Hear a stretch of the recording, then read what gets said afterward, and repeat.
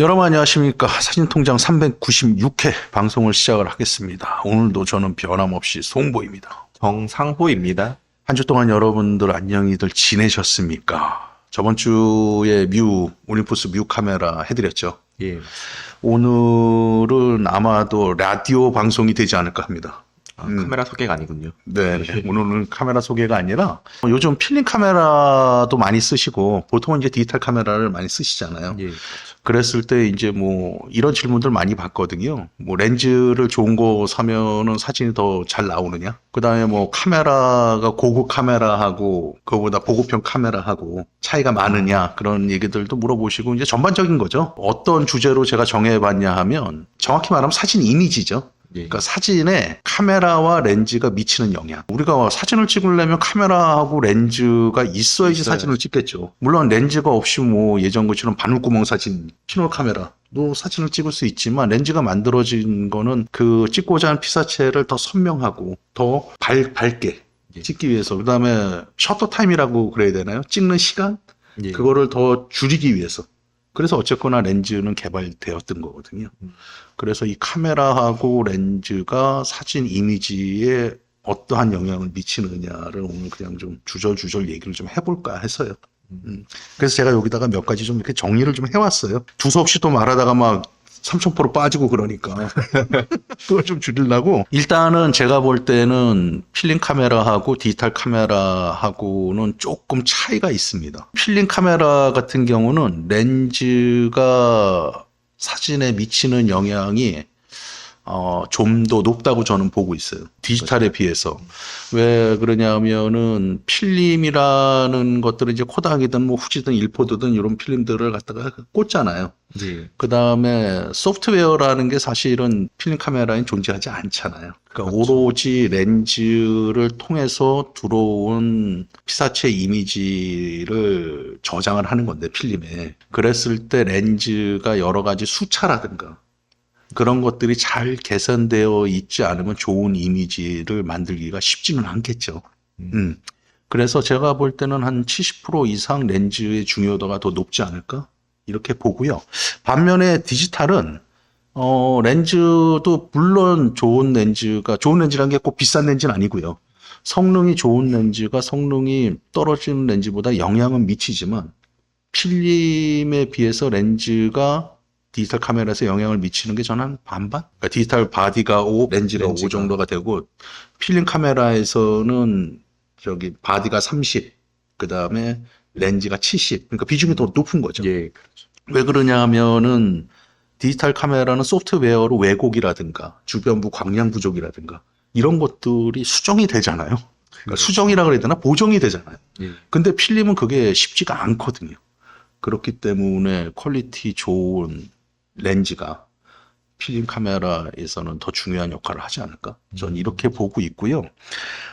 그 다음에 이제 필카에서는 바디의 중요성에서 가장 뭐가 중요하냐면 필름을 넣고 뒷판을 닫잖아요. 예. 그러면 필름을 눌러주는 앞판식으로 된 네모난 게 뒤에 항상 달려 있을 거예요. 예. 어떤 카메라나.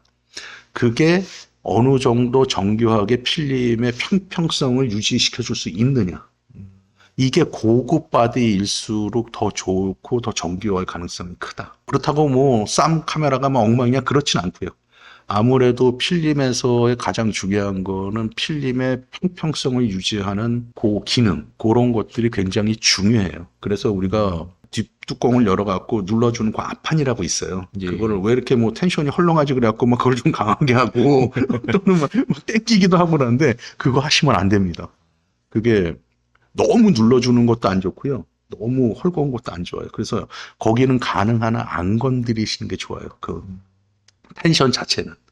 그렇게 보시면 되고. 근데 뭐 이미 디지털 카메라에서는 이미지 센서가 딱 고정되어 있잖아요. 그렇죠. 그런, 바디네임. 예, 그런 부분에서는 조금 필름에 비해서 좀 자유롭다고 볼 수가 있겠죠. 그래서 디카는 이제 어떤 것들이 더 영향을 주냐 하면은 뭐 화소? 화소스. 화소스. 그 다음에 센서가 신형이냐 아니냐? 예. 그렇죠. 그게 굉장히 중요하다고 생각이 들거든요. 이런 부분들이 사진의 이미지에 영향들을 더 많이 미칠 거예요. 그 다음에 이제 아까도 얘기했지만은 필름에서의 렌즈는 왜곡 수차 등 원천적으로 렌즈의 퀄리티가 많이 좌우한다 그랬잖아요. 예. 그러니까 렌즈 자체에서 그게 보정이 딱 되어 있는 것들은 대체로 비싸요, 사실은.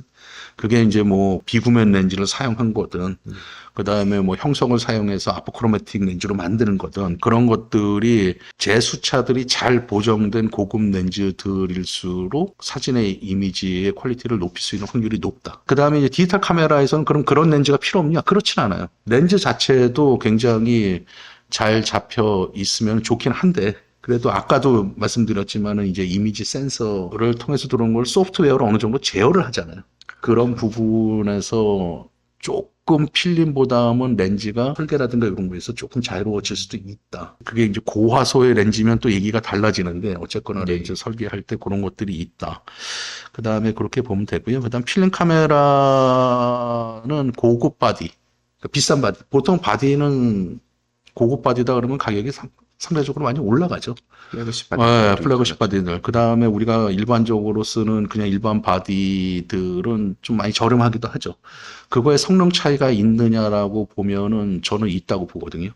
그 차이가 필름 카메라 쪽에서는 꽤 납니다. 그런 것들이 뭐 가장 중요한 것들은 이제 내구력, 예. 그 다음에 정밀성. 아까도 말씀드렸지만 그런 부분들에서 아무래도 플래그십 바디 쪽이 그냥 일반 바디하고의 갭 차이가 많이 날 수도 있다.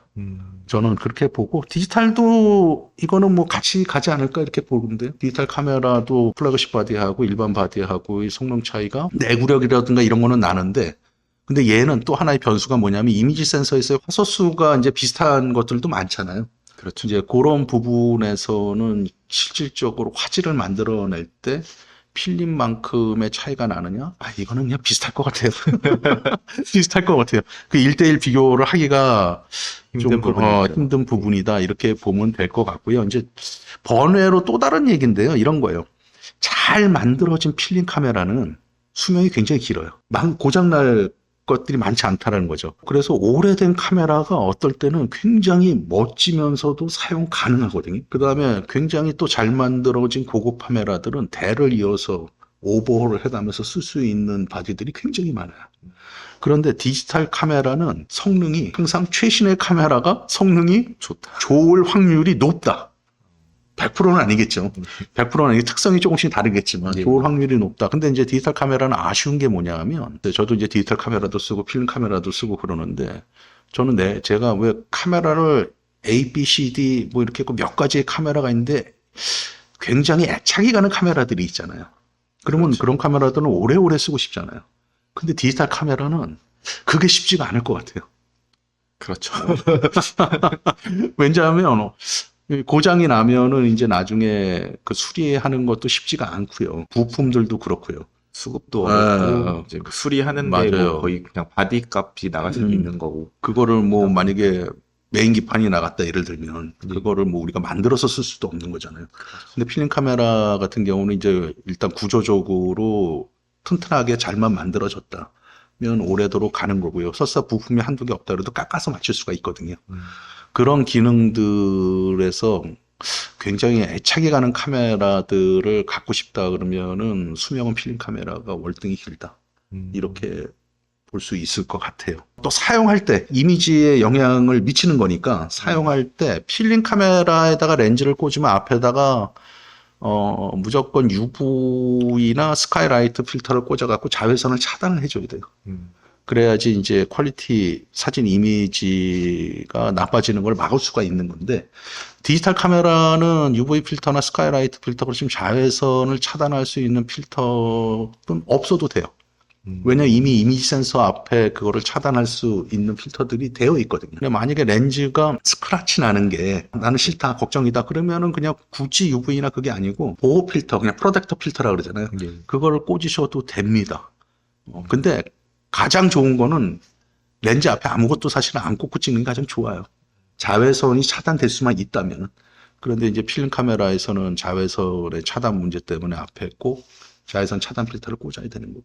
여기서 하나 중요한 거는 우리가 사용하는 UV든 프로텍터든 스카이라이트 필터든 자외선을 차단하든 렌즈 보호만 하는 거든 그 필터들은 광학 유리로 가공된 필터들을 사용해야 돼요. 그래야지만이 불량이 안 나오고요.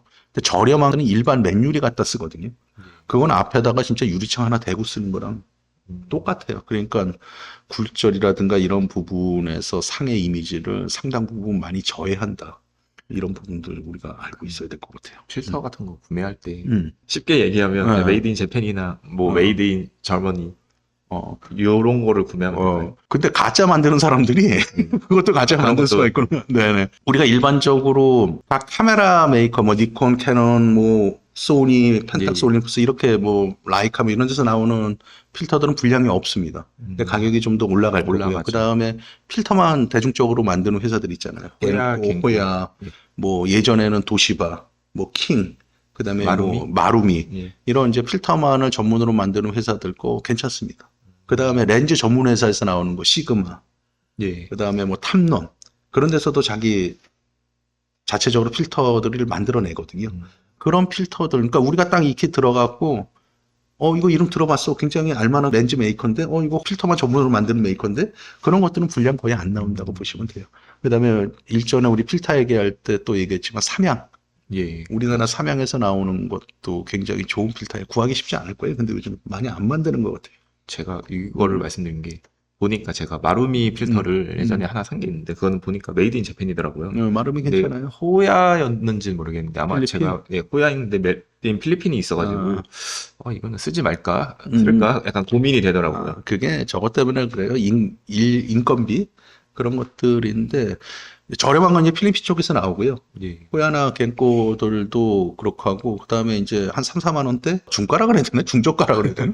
그런 거는 중저가로 아마 일본 쪽에서 발매가 될 거예요. 그렇게 보시면 되실 것 같아요. 필름 카메라에서 이제 또 사진에 영향을 미치는 거는 이런 것들이죠. 뭐 필름 특성을 사실은 많이 이해를 해야 돼요. 감도라든가 근데 메이커마다 입상성이라든가 이런 부분들 그 다음에 뭐 색온도의 개념 그런 부분들이 있죠. 그런 것들을 좀 우리가 공부가 좀 꽤 필요할 부분들이 있고요. 반면에 디지털 카메라에서는 그런 부분들을 하다가도 바로바로 보정이 되잖아요. 그러니까 뭐 필름 400짜리를 쓰다가 나 감도 낮은 거 써야 돼 그러면은 바꿀 수가 있는 게 아니라 한 대를 더 한 대에다가 필름을 갈아. 그렇죠. 쓰던 필름을 빼고 다시 넣거나 그래야 되는데 디지털 카메라는 그게 좀 자유롭잖아요. 그런 부분에서는 디지털 카메라 쪽이 상당 부분 편하다. 색온도라든가 이런 감도의 이해라든가 이런 부분들도 그런 쪽이 낫다. 자, 그 다음에 렌즈의 해상력이라는 것들이 존재를 하거든요. 그런 부분에서 필름 카메라들은 샤프니스, 콘트라스트, 해상력이 좋은 렌즈들이 직접적으로 관여를 할 수 있는 확률이 굉장히 높아요. 그래서 이게 이제 이미지에 영향을 미치는 것들이 크다고 보고요. 그 다음에 디카 쪽에서도 물론 이것들이 같은 조건이라면 좋은 렌즈가 영향을 미치겠지만은 이쪽에서는 이제 이미지 센서의 그 신형이냐 구형이냐 예. 또는 뭐 소프트웨어가 옛날 거냐 지금 거냐 계속 발전을 해가잖아요. 그렇죠. 그래서 디지털 쪽에서는 물론 렌즈의 콘트라스트, 샤프니스, 해상력도 중요하지만 이미지 센서의 역할이 더 중요할 수 있다. 이렇게 좀 보고 있습니다. 저도 선생님이 말씀해 주신 거에 좀 공감이 많이 되는 게 요즘에 보면 디지털 카메라, 필름 말고 디지털 기준으로 봤을 때 옛날 바디들 가격이 막 엄청 오르잖아요.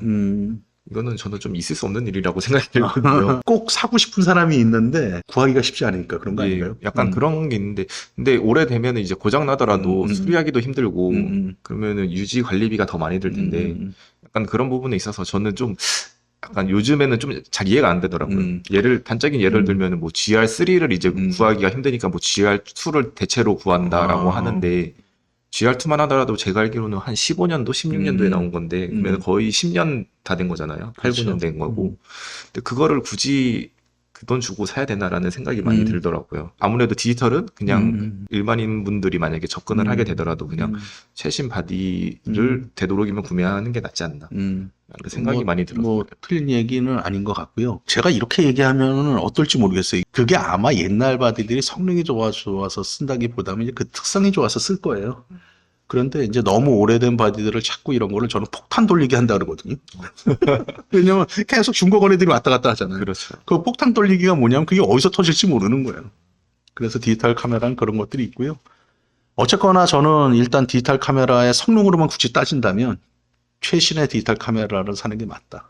그 다음에 아까 이제 필름에서 뭐 해상력, 콘트라스트 이런 거 있잖아요. 예. 디지털 카메라에서는 이제 고화소들이 계속 나오잖아요. 고화소일 때는 고화소에 대응하는 최신의 렌즈들이 성능이 좋을 확률이 높다. 이렇게 정리하는 게 전 좋을 것 같아요. 와, 여러분들 오늘 좀 도움이 되셨나요? 그냥 요 얘기는 그냥 우리가 라디오 방송 하듯이 사진 통장의 옛날 분위기대로 한번 이렇게 쭉 얘기를 해봤는데요. 그냥 다니시면서 그냥 편하게 들어주시고요. 들어봐 주시면 감사할 것 같고요. 그래도 저희 방송이 여러분들이 사진 생활 하는데 조금이나마 도움이 되었으면 감사할 것 같습니다. 오늘 여기까지 하겠습니다. 송보였습니다. 예, 감사합니다.